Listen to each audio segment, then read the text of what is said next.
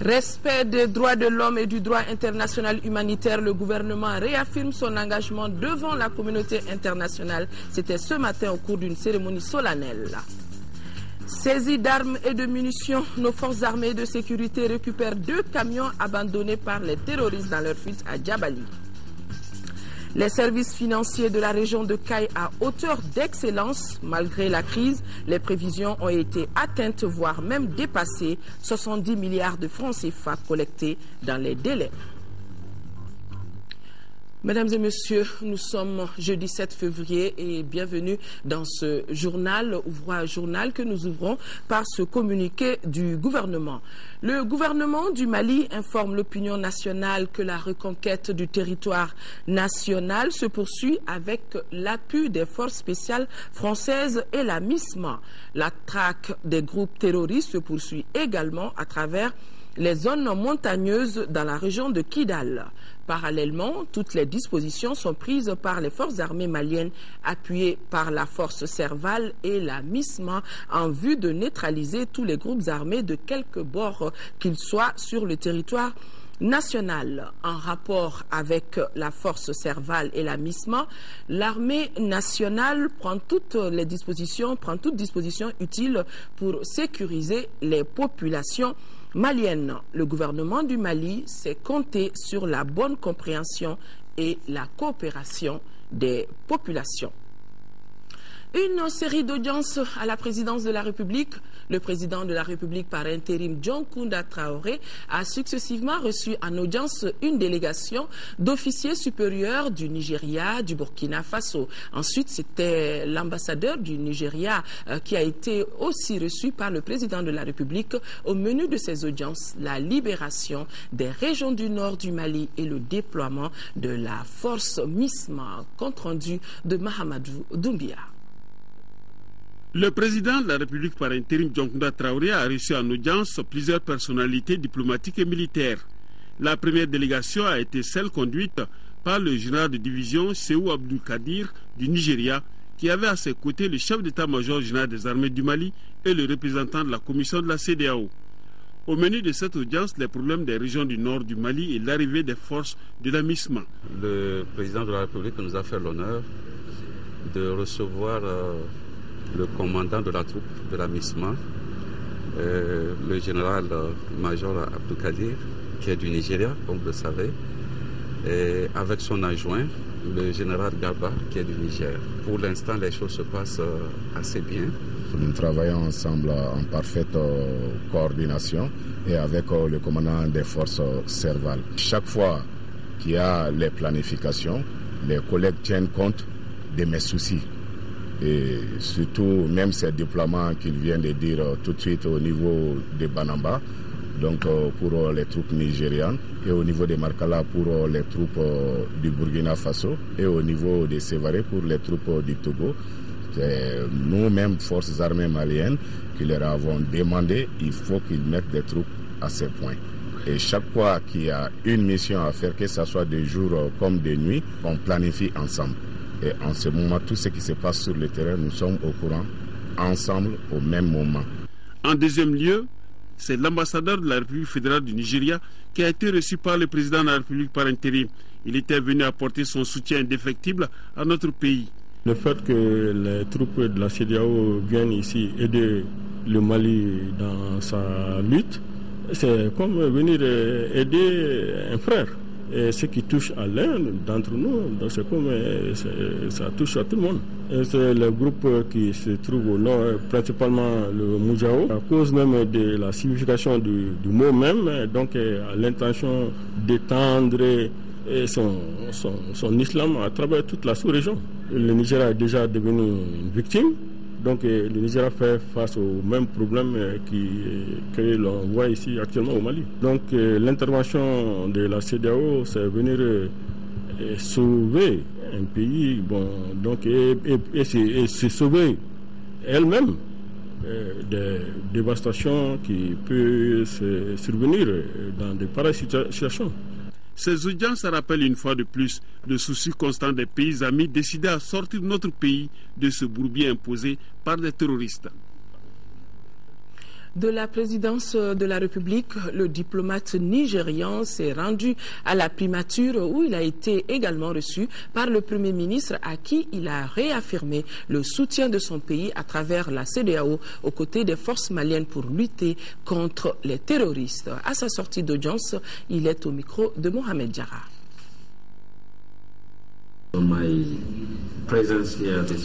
Ma présence ici ce matin, c'était de le rencontrer et lui adresser les félicitations de mon gouvernement. Alors cette visite intervient à un moment où les troupes nigériennes sont engagées aux côtés de l'armée malienne pour combattre les terroristes.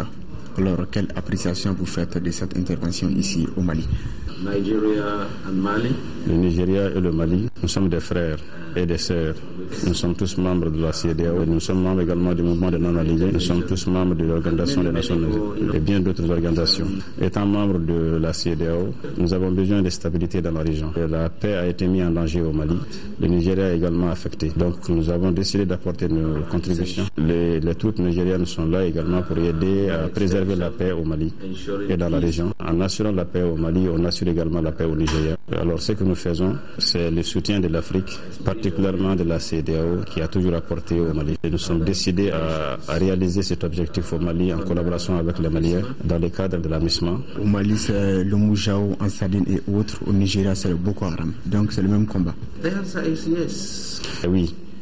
C'est simplement que vous avez appelé les mêmes choses, mais de différents noms. Qu'il s'agisse de Moujao, de Boko Haram, leur objectif c'est le même. C'est des gens qui ont porté atteinte à la paix. C'est pourquoi nous ne pouvons pas permettre à ces groupes-là de perpétrer leurs idéologies et leurs idées où se trouvent les gens qui aiment la paix, partout où ils sont.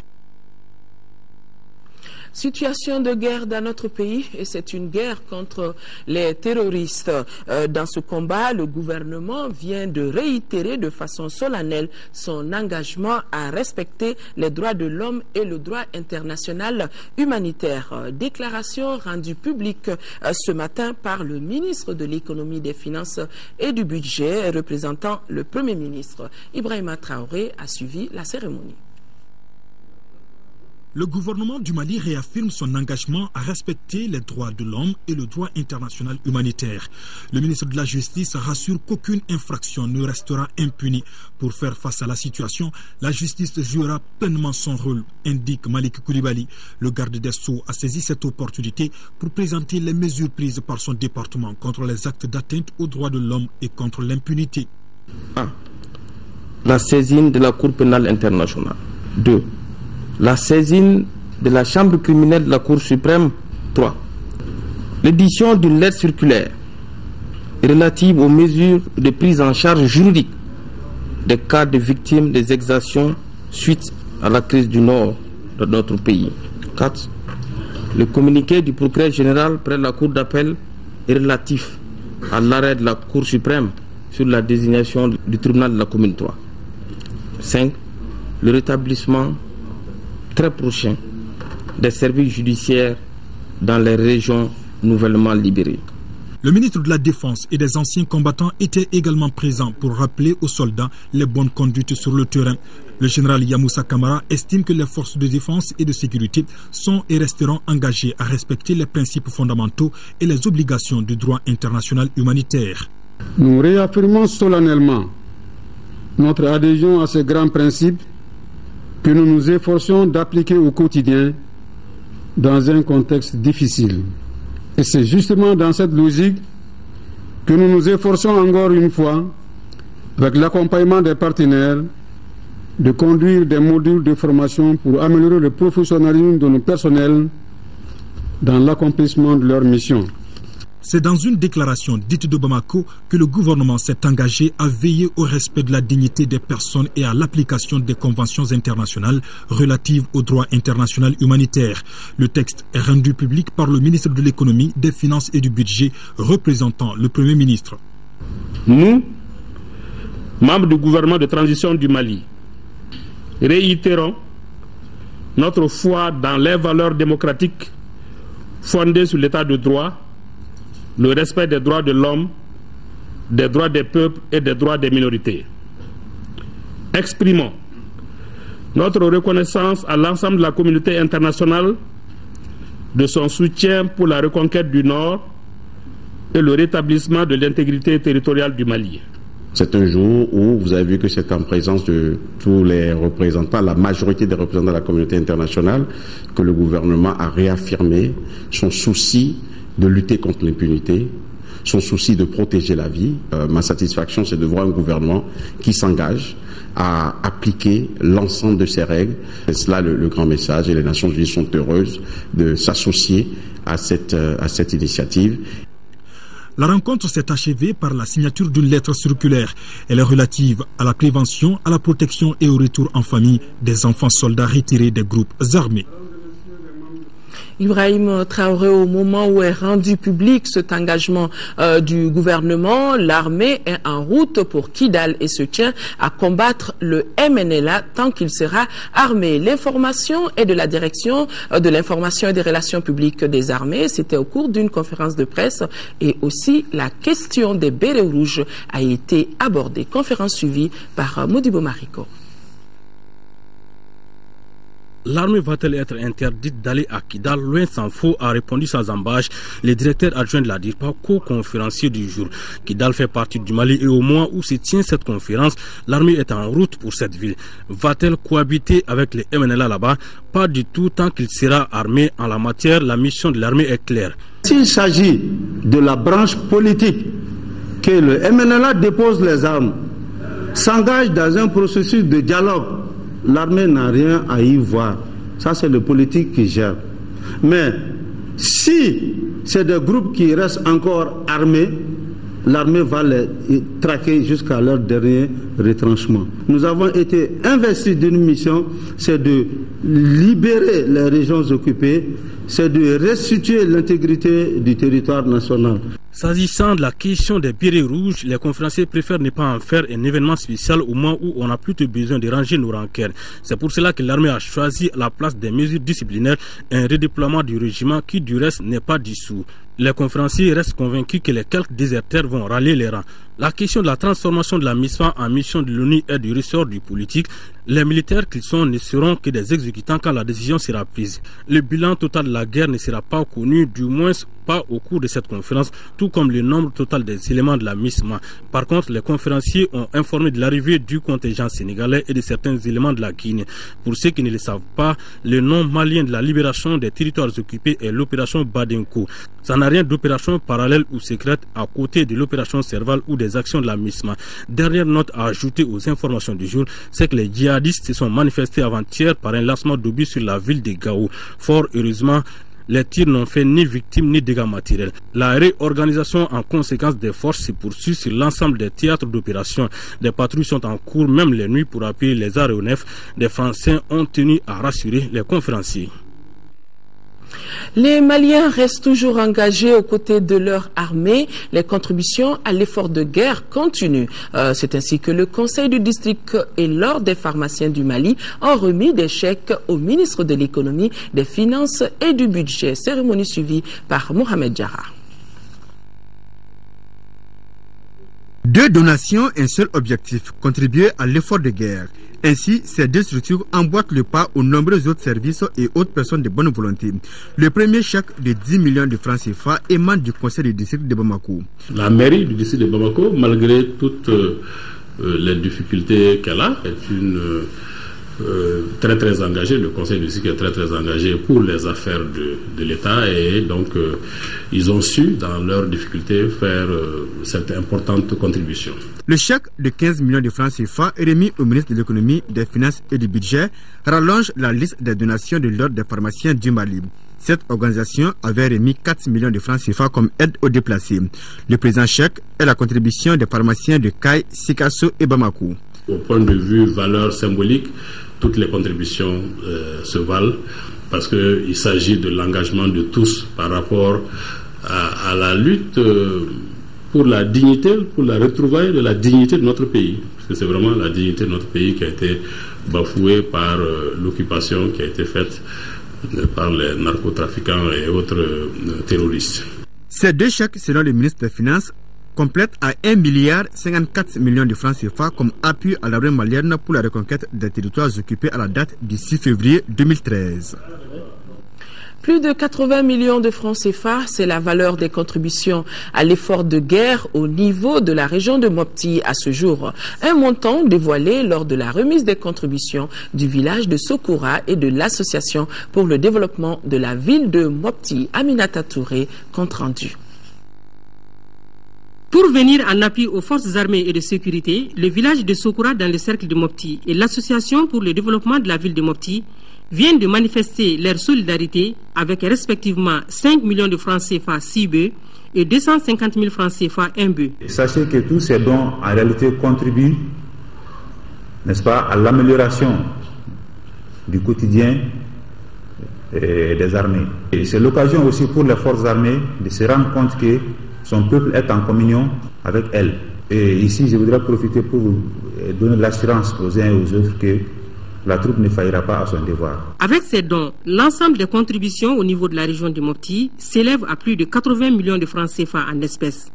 À cela s'ajoutent des contributions en nature dont la valeur est estimée à près de 30 millions de francs CFA. Vous imaginez quel effort les populations ont eu à consentir pour manifester leur volonté d'être et d'accompagner les forces armées de sécurité dans le combat pour la libération totale de notre territoire. Je voudrais saisir cette occasion pour vous informer que nous attendons dans notre région des forces africaines et je lance un appel à toutes les populations pour un très bon accueil. La cérémonie de remise de ces dons a enregistré la présence du cercle de Youarou qui a remis une enveloppe de 100 000 francs CFA comme première contribution. Youarou qui entend d'ailleurs collecter d'autres contributions. Restons en 5e région dans le cadre de la mission internationale de soutien au Mali, la MISMA. Le bataillon togolais, fort de 150 éléments basé à Sévaré, a reçu la visite du gouverneur de Mopti. Mopti, nous retrouvons Mahamar Ibrahim Touré. Le détachement togolais, composé d'un effectif de 150 hommes présents à Sévaré, s'est assigné comme tâche prioritaire le contrôle de l'aéroport de Sévaré en relevant la section française, organiser des patrouilles et relever et assister les homologues maliens. Le Mali, pays indépendant, a le droit de jouir pleinement de son intégrité territoriale et de sa laïcité contenue dans sa loi fondamentale. Nous vous rassurons de notre entière disponibilité et sommes prêts aux côtés des forces armées maliennes pour exécuter toute mission qui nous sera confiée. Face à certaines difficultés énumérées par le commandant d'unité du détachement togolais, le capitaine Atafai, le chef de l'exécutif régional promet de trouver des solutions urgentes. Nous sommes entièrement à leur disposition, qui se sentent antennes africaines du Mali comme chez eux. Les populations de la région sont solidaires de tous les corps d'armée qui seront avec nous sur notre terre. Revue des troupes, visite des logements, l'infirmerie et les blessés. Le centre d'instruction des hommes initié par le comité international de la Croix-Rouge sur les règles de comportement des militaires portant l'arme ont été les temps forts de la visite du gouverneur. Le chef de l'exécutif régional a exhorté les troupes au respect des droits humains.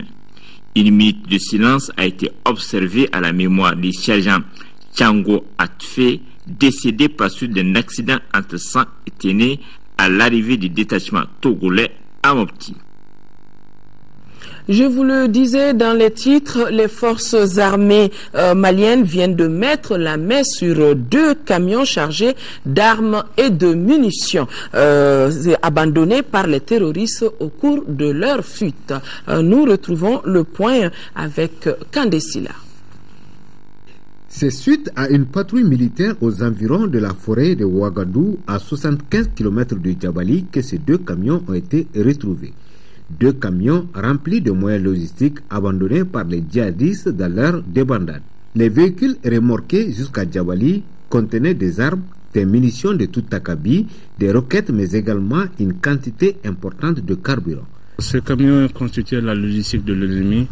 Dans le camion, il y avait du carburant, à peu près plus de 3000 litres d'essence et des motos pour les éclairer au cours de leurs opérations avec beaucoup de munitions et de l'armement. C'est les munitions des armes lourdes, particulièrement 14,5, 12,7 et PKM. Et avec les munitions de BM21 et les 2 obus de mortier 60 et 82. Selon le lieutenant-colonel Soukouba, cette action a été rendue possible grâce à une synergie d'action entre ces hommes sur le terrain et les populations de la localité. Une occasion pour le responsable militaire d'appeler ces populations à encore plus de collaboration, mais surtout de vigilance. Restons à Djabali pour dire qu'après la traque des terroristes à Djabali et environ, les populations vaquent librement à leurs occupations. Le calme et la quiétude règnent dans les localités de Djabali, de Gouffri et Sokolo. Le constat de Brema Koné, un de nos correspondants en 4e région. Les populations du secteur de Djabali, jadis meurtries par l'attaque du 14 janvier 2013, retrouvent leur souffle d'antan. Elles vaquent librement à leurs occupations. Les services techniques ont repris le travail il y a une semaine. Nous sommes au groupe scolaire de Djabali. Il est 8 heures. Les symboles de la reprise effective des cours sont perceptibles, même si certains enseignants ont encore la peur au ventre. Les activités scolaires ont repris le 21 janvier 2013. Après la reprise des cours, alors on constate encore des craintes, s'il faut dire la vérité. Mais la crainte là se trouve au niveau des enseignants. On essaie de reprendre le travail de la plus belle manière. Quant aux activités dans le village, la santé essaie aussi de reprendre. À Djabali comme à Dogofri, Sokolo et Kourouma, les activités scolaires, agricoles, commerciales et douanières sont bien menées. Tout le monde est là. Vous pouvez constater avec nous les agents des eaux et forêts. Et la gendarmerie aussi est au grand complet, quoi. La reprise est effective à Sokolo. Un dispositif sécuritaire inflexible est bien en place pour rassurer davantage les populations. Djabali est sécurisé. Et ce que nous demanderons surtout à la population, c'est de nous aider davantage à la sécuriser. S'il y a des éléments suspects, c'est à la population de nous informer et nous, on fera notre travail. Le moins qu'on puisse dire, c'est que la traque des fanatiques déchaînés ou encore des soi-disant musulmans par nos forces armées de sécurité a donné un ouf de soulagement aux populations du secteur de Djabali et de toute la région de Ségou. Même si c'est sous les arbres, nous allons reprendre le travail. Tels sont les premiers propos du gouverneur de la région de Gao, arrivé sur place avec l'ensemble des préfets au moment où les terroristes ont saccagé les locaux du gouvernorat. Envoyés spéciaux Moussa Arimeiga et Aliou Touré. Nous sommes ici à l'aéroport de Gao. Entre balais d'hélicoptères et d'avions cargo stationnés, voilà l'arrivée du gouverneur de région, le général Mamadou Adama Diallo, qui retrouve ses charges après plusieurs mois d'absence, accueilli ici par le colonel-major Didier Dako, entre les chefs militaires français de la MISMA et du maire de la ville de Gao. Avec lui, l'ensemble de son cabinet, mais aussi l'ensemble des préfets de la région pour signer le retour de l'administration en cette région et quelles que soient les nouvelles conditions de travail après le départ des pillards. La situation n'est pas du tout facile. Tout a été saccagé. Mais cependant, nous, les administrateurs, plus je veux dire aussi tous les services techniques, nous allons tout mettre en œuvre, quelles que soient les conditions, même s'il faut être sous les arbres pour pouvoir faire le travail, on n'hésitera pas du tout. Toutes les dispositions seront prises immédiatement pour que l'ensemble des services techniques soient à Gao, pour que l'ensemble des administrateurs de la région puissent se retrouver à Gao et voir comment est-ce qu'il faut administrer. Après l'aéroport, cap sur la ville de Gao, où les communautés d'usage le conduisent dans une structure hôtelière pour un échange direct avec les autorités militaires maliennes, françaises de la MISMA, avant de découvrir, en compagnie de la presse également, ce qui reste des locaux de sa résidence et du gouvernorat pillé par les terroristes. Une visite guidée qui atteste des ruines laissées par les terroristes dans un vandalisme hors pair qui les honore. Même si ce n'est pas ton pays, et que tu sois en mesure de faire ça à une autre personne, je pense que c'est désolant. C'était la résidence. Vous voyez? Eh oui. L'actualité sur un tout autre plan, nous revenons ici à Bamako où le centre Al-Farouk abrite depuis ce matin une session de restitution des travaux de la conférence des oulémas du Mali, l'application de la charia et des recommandations. La session a été initiée par le Haut Conseil islamique. Garibou Pérou. La commission scientifique mise en place par le Haut Conseil islamique du Mali a soumis un document édifiant de 6 pages sur l'application de la charia. L'élaboration de ce document fait suite à l'agression de notre pays par les terroristes sous le couvert de l'islam.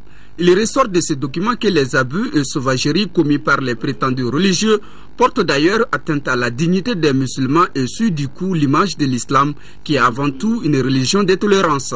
Nous avons voulu appeler tous les éléments du Mali pour que nous partagions d'abord nos points de vue et harmoniser la position du Mali pour que les gens sachent que ce que ces gens-là ont prôné n'est pas la djihad ni la charia comme l'a prôné l'islam.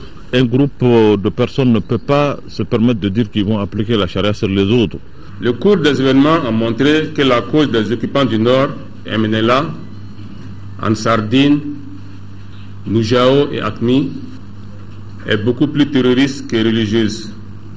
Avec le déclenchement de la guerre, cette session de restitution des travaux de la conférence a réuni une centaine d'oulémas du Mali.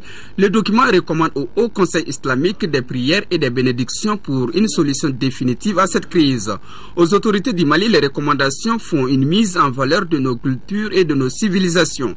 À Ansardine et à ses alliés intérieurs et extérieurs, il est recommandé que l'utilisation des armes contre des musulmans dans les régions nord de notre pays n'est pas la bonne manière pour servir Dieu.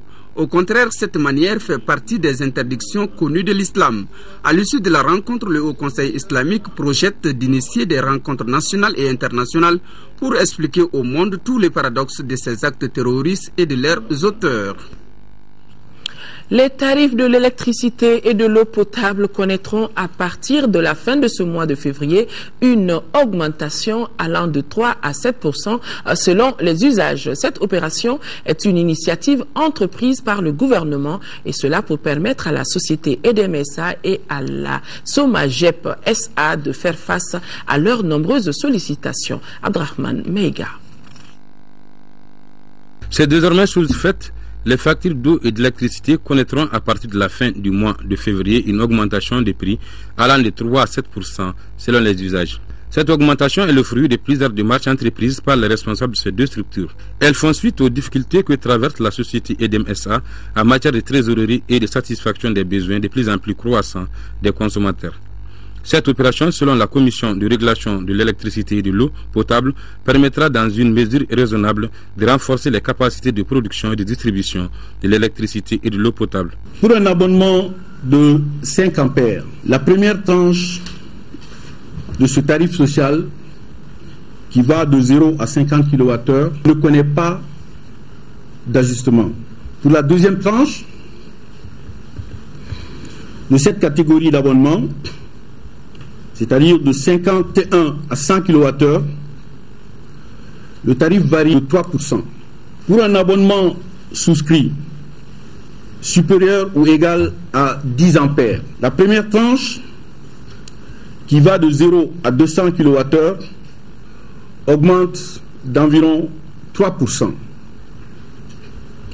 La deuxième tranche du tarif normal augmente d'environ 5%. Pour ce qui concerne les tarifs industriels, ainsi que le tarif éclairage public, l'ajustement appliqué est de l'ordre de 7%. Si pour le secteur de l'électricité, cette augmentation concerne les prix, par contre au niveau de l'eau potable, les tarifs restent inchangés. Seule la plage de la tranche sociale est ramenée à 10 mètres cubes au lieu de 20 mètres cubes par mois. À travers cette augmentation, la Commission de régulation de l'électricité et de l'eau potable ambitionne de contribuer au rétablissement de l'équilibre d'exploitation des opérateurs de ces deux secteurs. Pour une application correcte de la présente décision qui a pris effet depuis le 1er février 2013, vos factures d'eau et d'électricité connaîtront un léger retard d'un mois. Cependant, il faut certes bien gérer les ressources en eau afin d'éviter d'éventuelles surprises. Blue Star, c'est le nom du projet qui vient d'être lancé dans la commune rurale de Moribabougou. C'est dans le cercle de Kati. À travers Blue Star, les responsables du projet veulent apporter leur contribution dans l'amélioration du taux de prévalence contraceptive moderne dans notre pays. Compte rendu Adama Kodjo. Comment atteindre un taux de prévalence contraceptive de 20% d'ici 2015? C'est la question qui préoccupe le projet Blue Star qui vient d'être lancé au centre de santé communautaire de Moribabougou. À travers ce projet, 100 centres de santé communautaires et privés seront renforcés par des formations, des équipements et accompagnés par un suivi pour améliorer l'accès à des services de qualité en planning familial et de counseling, dépistage volontaire du VIH. Dans la région de Koulikoro et de Mopti. Il est vrai que la planification familiale rencontre de nos jours beaucoup d'obstacles. Mais je puis vous assurer du changement positif de comportement des populations de notre aire de santé depuis de multiples campagnes de sensibilisation entreprises. Selon l'enquête démographique et de santé réalisée en 2006 au Mali, le taux de prévalence contraceptive moderne est de 6,9%, un faible taux interpellateur. La planification familiale est une arme essentielle dans la réduction de la mortalité et de la morbidité maternelle, néonatale et infantile, mais aussi en matière de lutte contre la pauvreté. D'où tout l'espoir que nous fondons sur ce réseau pour améliorer les indicateurs de santé maternelle et infantile d'une part, et d'autre part pour contribuer à l'épanouissement de la femme. Blue Star est une marque de Marie Stop International, le deuxième grand réseau mondial de franchise sociale. Les réseaux d'origine britannique à but non lucratif existent déjà dans 17 pays. Les directions régionales du budget et du contrôle financier de CAI se logent dans du neuf. Le bâtiment a été inauguré par le ministre délégué auprès du ministre de l'économie et des finances et du budget. 278 millions de francs CFA. C'est le coût de réalisation des travaux. Kansutu Kanouté depuis CAI. Les nouveaux locaux de la direction régionale du budget et du contrôle financier de CAI, qui ont coûté au total plus de 278 millions de francs CFA, viennent d'être inaugurés par le ministre délégué auprès du ministre de l'économie, des finances et du budget. Cette cérémonie d'inauguration, d'une importance capitale, intervient dans un contexte particulier marqué par la reconquête des territoires du nord de notre pays, pour laquelle tout le pays est mobilisé. La tenue d'une telle cérémonie dans ce contexte veut tout simplement dire que le Mali est un Mali qui gagne. Ce jour accentuel, à plus d'un titre, est assez significatif. Significatif à cause du contexte que vit le pays aujourd'hui, un pays presque en guerre, un pays qui, avec l'appui de ses amis, notamment la France, à qui nous devons un grand merci, un pays qui est en train de reconquérir les terres qui étaient occupées par des bandes armées. Donc, en même temps que notre vaillante armée, avec l'appui de l'armée française et l'appui des armées africaines, tente de reconquérir le Nord, au même moment, nous avons tenu à prouver à la face du monde entier que le Mali, c'est un pays qui s'est construit, que le Mali, c'est un pays qui s'est bâti, quelle que soit la situation. Ce bâtiment est le reflet d'une administration financière moderne. Il contribuera sans nul doute à mieux servir les usagers et à améliorer le cadre de travail des agents de l'État. Il est composé de bureaux, d'une grande salle de conférence, d'une salle informatique, de 2 grandes salles d'archives et de 8 toilettes. Ce bâtiment qu'on vient d'inaugurer dans sa conception tient compte des archives. Ça, c'est vraiment important parce qu'on a constaté que cet aspect était très souvent oublié et qui dit gestion publique dit obligation de rendre compte. Et pour rendre compte, il faut tenir très bien les pièces justificatives pour qu'à tout moment, qu'on puisse vérifier ces pièces, que ça soit très bien tenu et ça constitue en réalité l'âme même du service. Le ministre, accompagné d'une forte délégation, a visité les locaux de la nouvelle bâtisse de la direction régionale du budget et du contrôle de CAI. Nous sommes à CAI, pourquoi ne pas y rester justement pour parler de la prouesse des services financiers de la région. 70 milliards de francs CFA, c'est la contribution au budget national et cela malgré la crise. Le ministre délégué chargé du budget ne pouvait qu'être satisfait devant ce bon résultat. Nous retrouvons Kansutu Kanouté. Le ministre délégué auprès du ministre de l'économie, des finances et du budget, Marin Passamoura, a rencontré les financiers avec lesquels il a échangé, tout en les félicitant pour les efforts et les sacrifices qu'ils ont fournis en travaillant très dur, et ce, malgré la crise, pour verser au budget 70 milliards de francs CFA. La région des Cailles a contribué en 2012, malgré la crise, à environ 70 milliards de francs CFA au budget d'État, pendant qu'il était attendu de uniquement 65 milliards. Donc, c'est même allé au-delà des quotas qui étaient fixés. La région des Cailles, en matière de dépenses, ça fait environ 25 milliards. Ce qui fait qu'elle a pu envoyer au Bamako environ 40 milliards pour soulager les régions qui sont déficitaires. Ça, c'est une volonté à saluer. Ça, c'est un résultat qui est à féliciter. Mais aussi, nous les invitons à encore plus d'efforts pour que l'année prochaine, au lieu de 70 milliards, pourquoi pas à 140 milliards. Le ministre, accompagné d'une forte délégation, a visité les directions régionales du Trésor, des impôts, de la douane et des marchés publics. Tous ces services financiers ont mis à profit cette visite du ministre pour évoquer leurs difficultés. Difficultés qui ont pour nom manque de ressources humaines, de matériel roulant, de groupes électrogènes pour faire face aux coupures intempestives d'électricité, la lenteur des autorités sénégalaises pour l'aménagement d'un bureau de douane sur l'axe Dakar-Kenyeba-Bamako. La partie malienne a déjà eu un financement à hauteur de 500 millions de francs CFA pour l'aménagement de ce bureau de douane. Le ministre Marin Passamoura a pris bonne note de ces doléances tout en exhortant les services à s'investir pour obtenir des résultats meilleurs à ceux de 2012. Le ministre de l'Environnement et de l'Assainissement, lui, est en troisième région.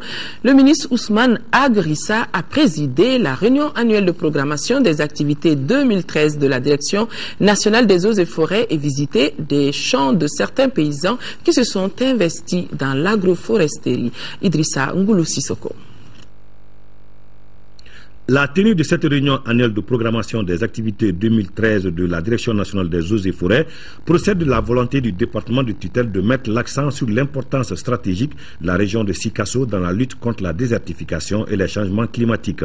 Au cours des travaux, les responsables des eaux et forêts examineront plusieurs documents, entre autres l'état de la mise en œuvre des recommandations de 2012, le programme d'activité 2013, le bilan de la campagne de reboisement 2012 et le programme quinquennal d'aménagement des forêts 2013-2017.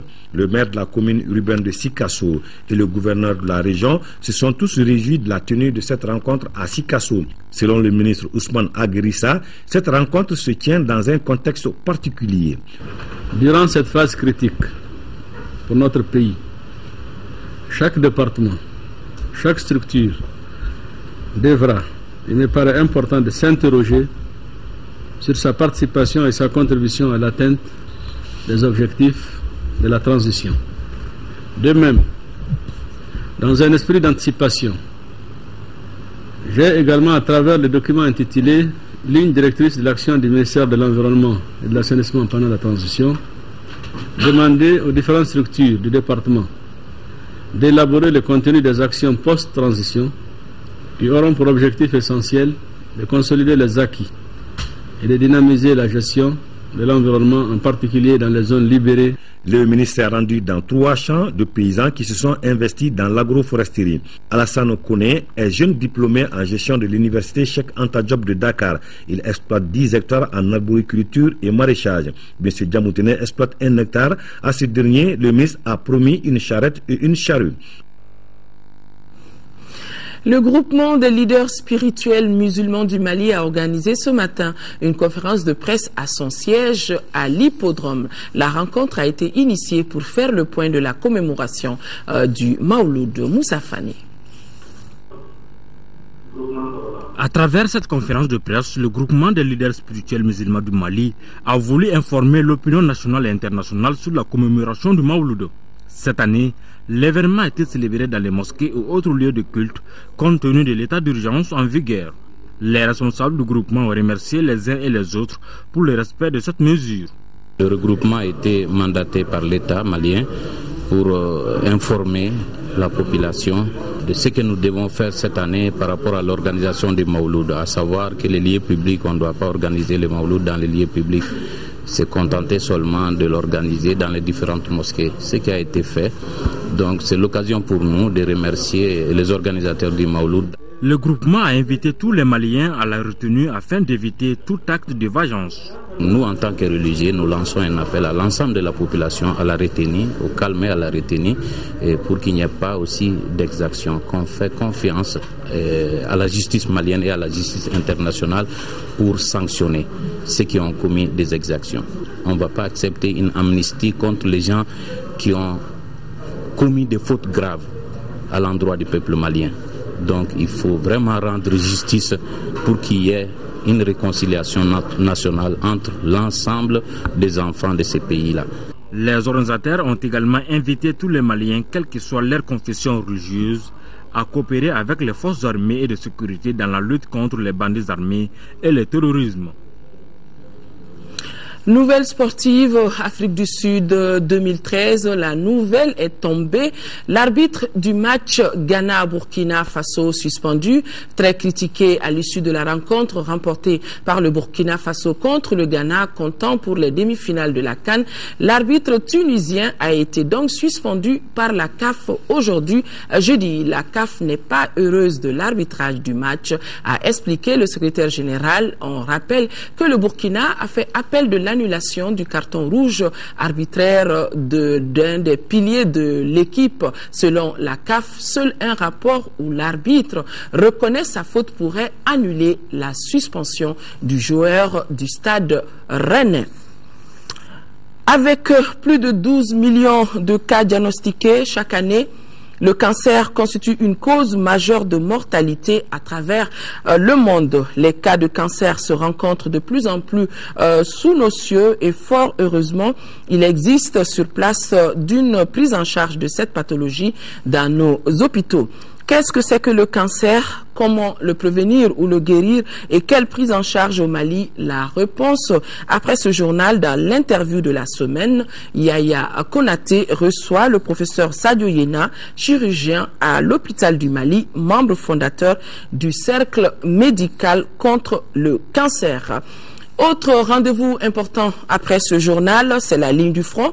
L'émission a comme invité ce soir l'honorable Assarid Ag Imbarkawan. Et la ligne du front est animée ce soir par Mohamed Touré. Et demain, l'information reprendra ses droits, 10h, 13h, Sira Bachili qui nous revient après quelques jours de vacances. Et quant à moi, je me ferai le plaisir d'être là à 20h pour la grande édition. Merci d'avoir suivi cette présente.